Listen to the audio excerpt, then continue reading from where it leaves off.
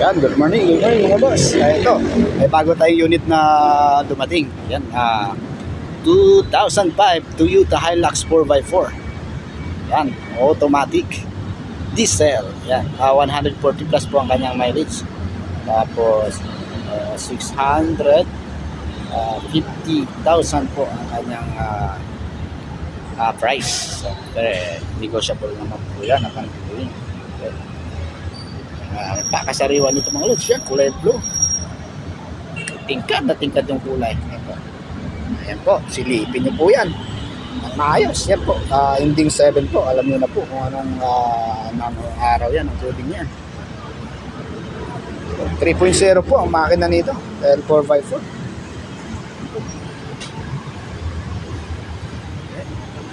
Ito po ang kanyang loob. Diba?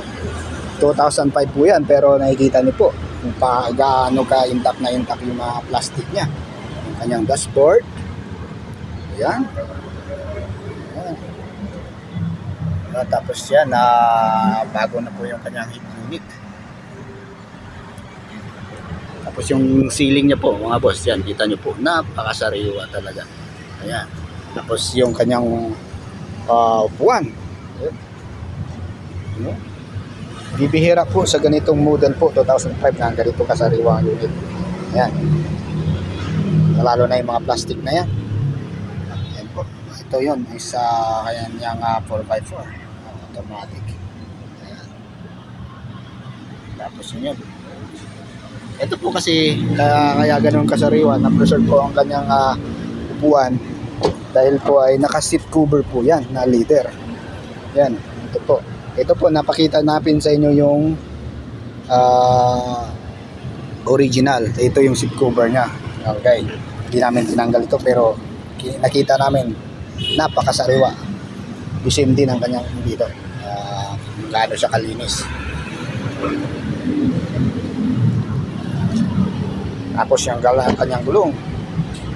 Ayan, 75%. Tapos ang kanyang bed liner. Ito po.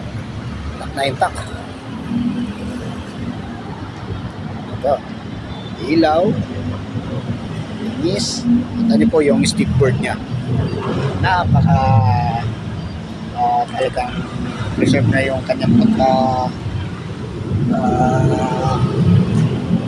ayos. Wala ganong matcha o ano ba.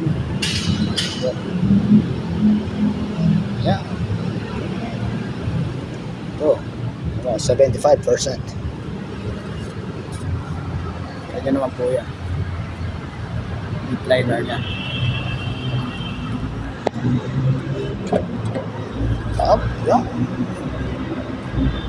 Original color blue.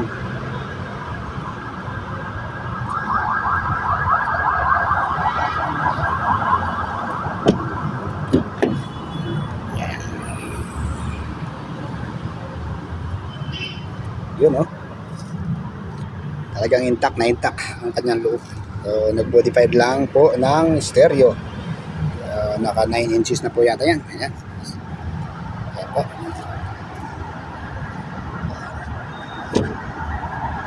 Ito, 3.0 D4D Hilux 4x4. Sa mga naghahanap po nito, ayan po, comment lang po sa comment section. Pag-uusapan natin yung price. Pwede po tayo dito cash, financing at saka trade-in. Ayun po. Pwede. Kung naghahanap po kayo nito, message nyo lang po ako. Thank you po. God bless.